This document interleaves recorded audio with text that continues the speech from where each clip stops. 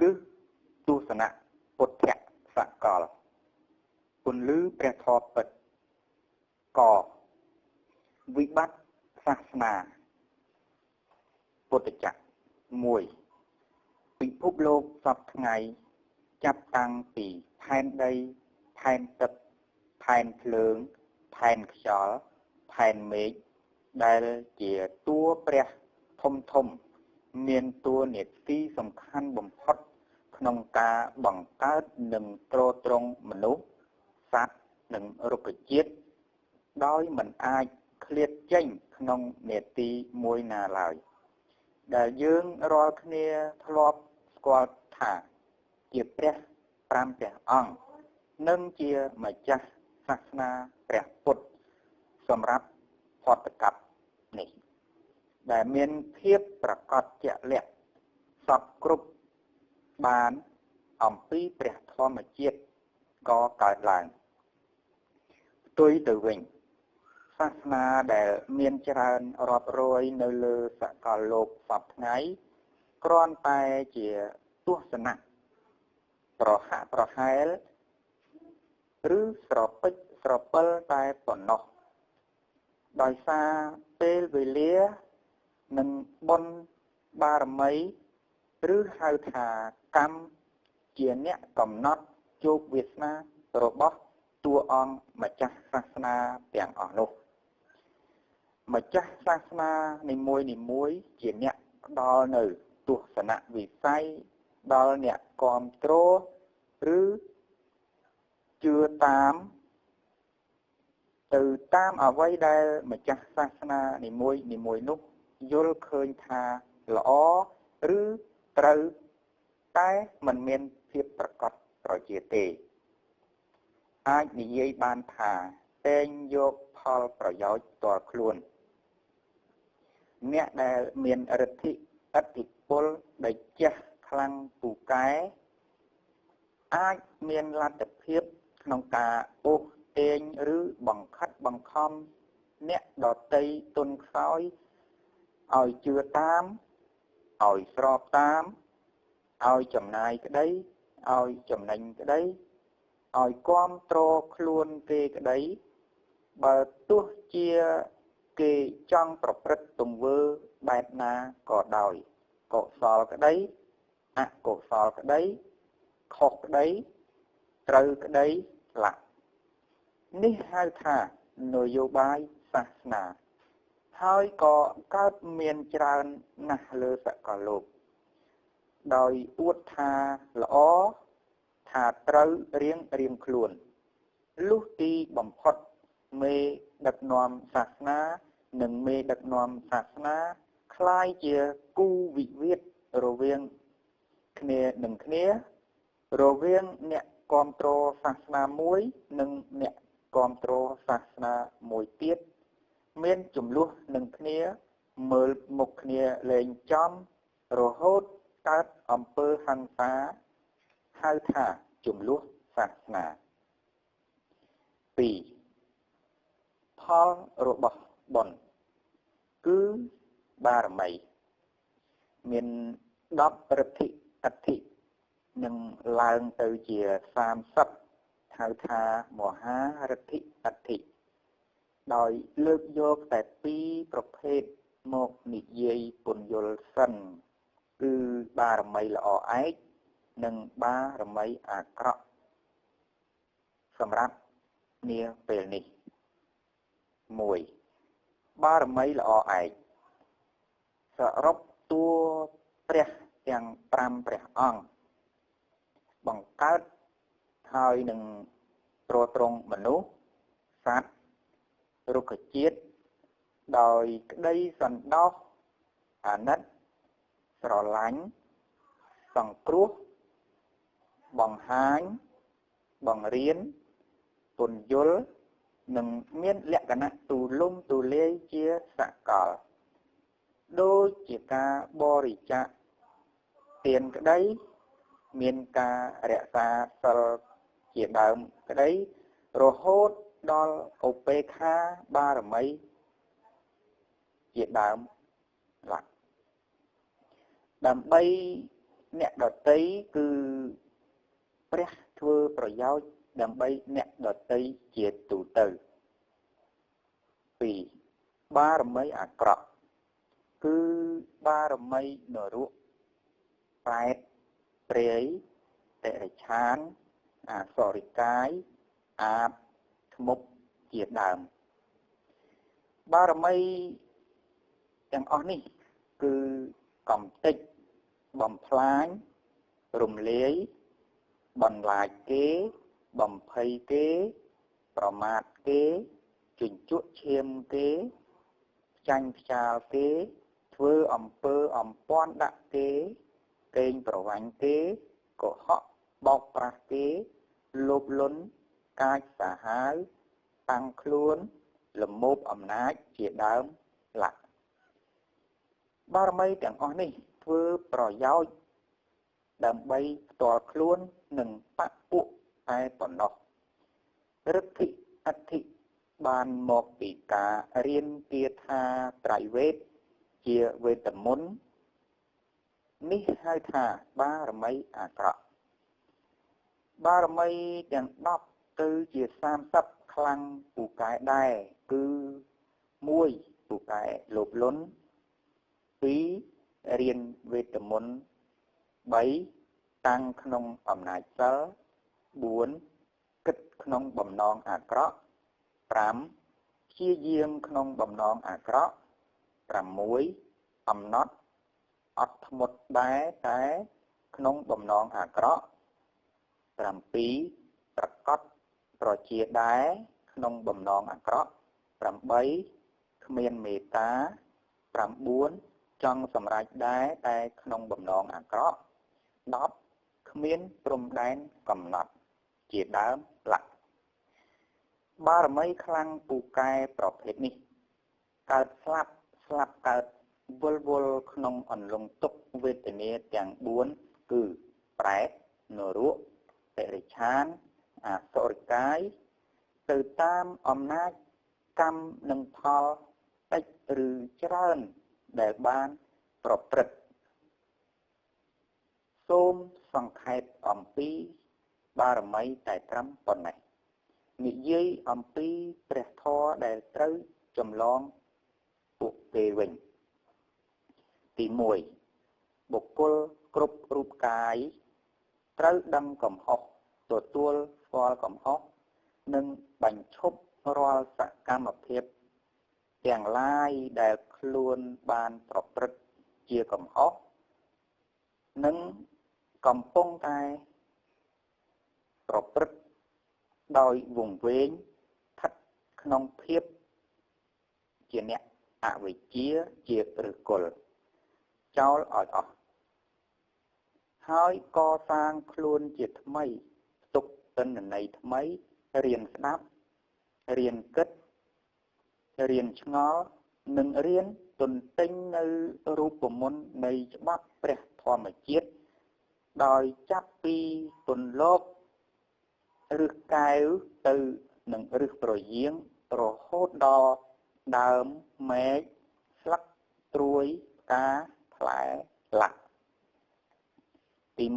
1ប្រលឹងអត្តសញ្ញាណរបស់ជាតិទី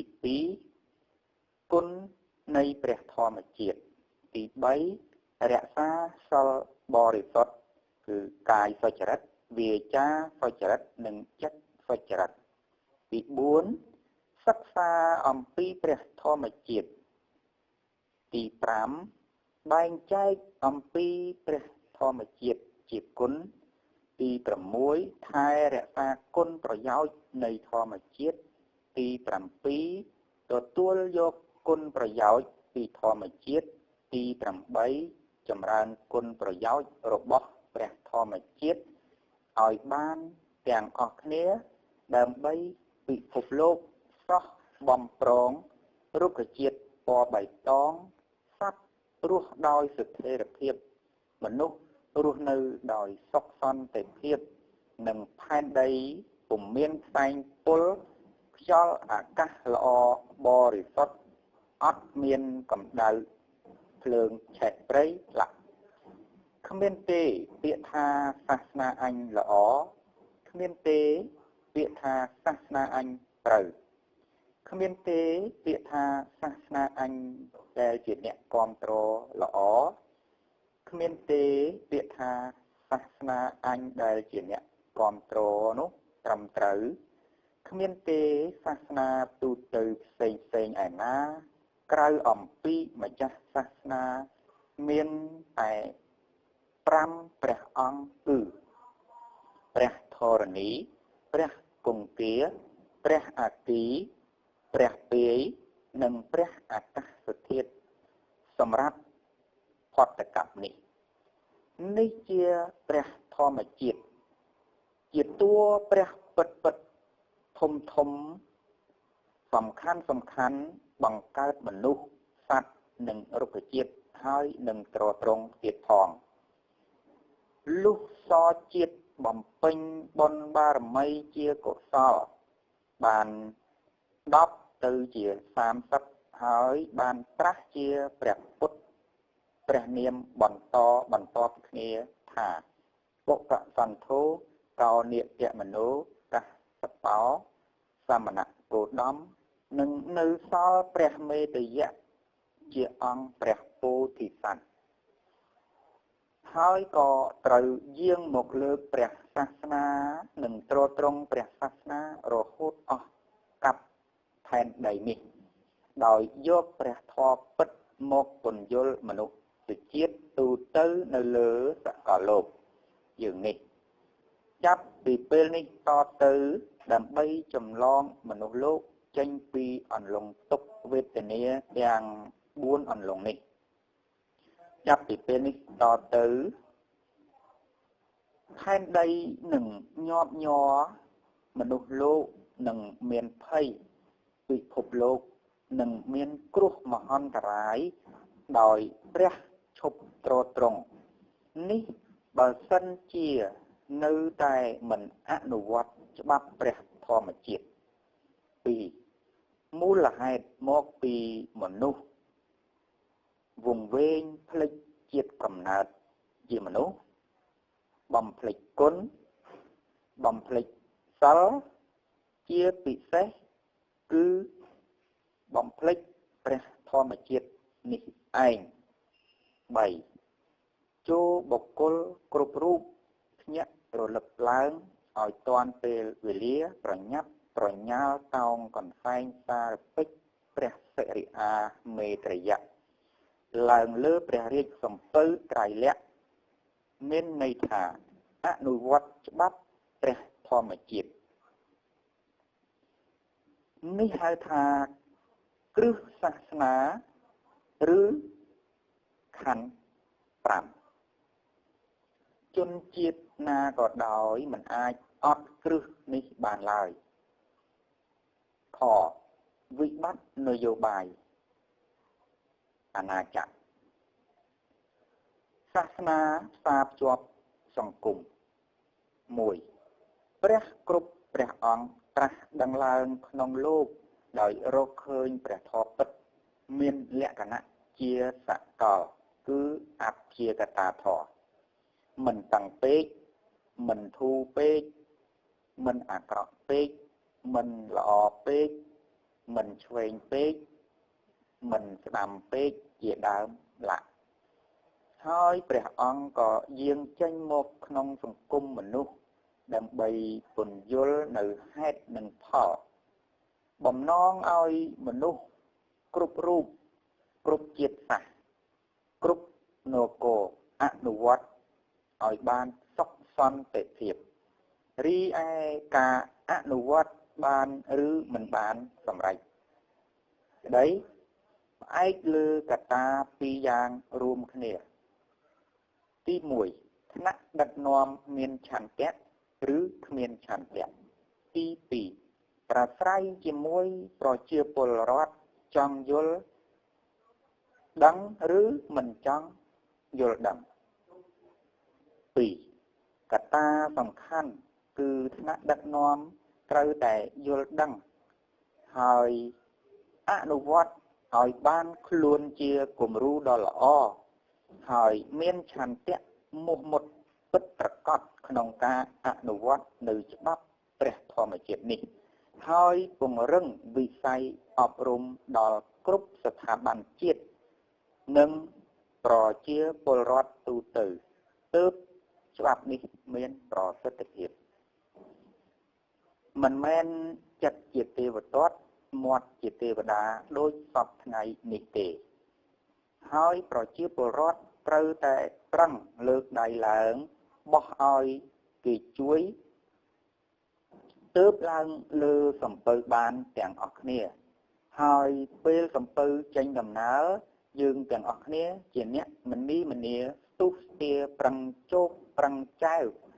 មិនត្រូវមានអ្នកយកជើងរាទឹកឡើយលើកស្ទួយទាំងអស់គ្នាថែរក្សាការពារត្រត្រង់ទាំងអស់គ្នាជាមរតកគ្រប់ដំណរតទៅតកូនតចៅតថៅសន្តានមនុស្សចាប់ផ្ដើមខៃអាយុពី75ឆ្នាំនេះឡើងវិញរហូតដល់ 80000 ឆ្នាំទើបព្រះសិរិអាយាងមកត្រាស់ជាព្រះពុទ្ធនាចុងផតកັບផែនដីទ្រង់ព្រះនាមថាមេតៃយៈហើយគ្រប់គ្រងព្រះសាសនា 80000 ព្រះវស្សាទៀតទើបផែនដីឆេះបដូរផតកັບ